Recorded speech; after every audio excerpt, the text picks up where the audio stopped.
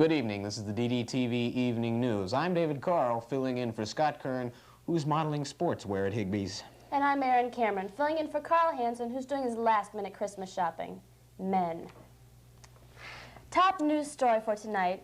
Cleveland television station WKYC Channel 3 is being sued in Cuyahoga County Municipal Court by a Mrs. Edward Bakersfield of Euclid. It seems that several months ago her husband, a retired Army major, went off to discover the difference and hasn't been seen since. The phrase, an important part of TV3 news promotion has encouraged such behavior, claims a $45 million civil suit. It's all a damned lie, said Mrs. Bakersfield in a news conference. Local news is all the same. WKYC spokesman issued no comment. Dave? Thank you, Erin. Tragedy struck the entertainment industry Saturday as HBO's popular children's performers, the Fraggles, were killed in a 5-alarm fire in a suburban Los Angeles area. Firemen searched the remains of the house for nearly 5 hours, but could only locate several lumps of polystyrene. The fire comes amidst allegations of drug use and organized crime ties amongst the Fraggles. FBI agents believe the fire was a revenge killing for the Fraggles' involvement in the death of New York mobster Paul Castellano, killed in a machine gun slaying last week. Erin? Thank you, Dave. In the Philippines, President Ferdinand Marcos stated that he was unaffected by the thought of free elections in his country and had no fear of losing to opposition leader Corazon Aquino. When pressed by reporters as to why he was so confident, Marcos replied, "The people love me, the people are happy and safe, and the government owns all the voting machines." And now we go to a special holiday report with our own Karen Imes, somewhere in Bay Village.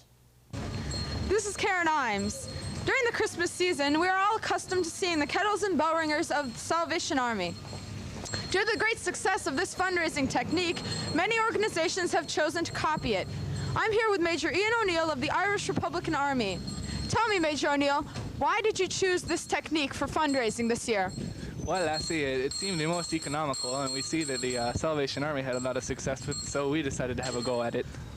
Was the technique successful this year? Yeah, so far we're doing pretty good, but we still have a lot of empty ammo boxes, and we're hoping to make up some more money. Thank you, Major.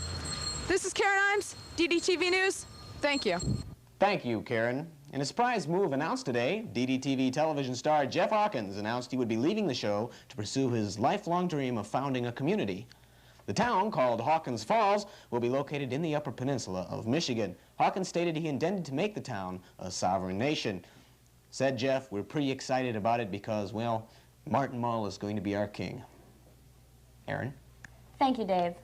As Congress heads towards its holiday recess, the Reagan administration can rest easy knowing that its new tax reform bill has been approved.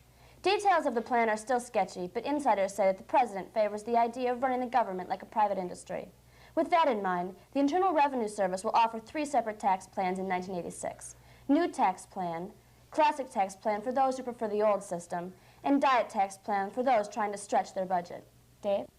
Thank you, Erin. And finally, on the lighter side of the news, it was all smiles as Bay City Council held their 3rd annual holiday bowling tournament at Bay Lanes. Said a spokesman for City Council, "Gosh, this is the most fun and the only thing we haven't tabled all year long." And as an ending point to this extravaganza, we'd like to open up with a new segment entitled The News Joke. Yes, what's worse than being kidnapped by the PLO? Being rescued by the Egyptians. Well, that's the news. For Dave Carl and Erin Cameron, good night and happy holidays. Good night.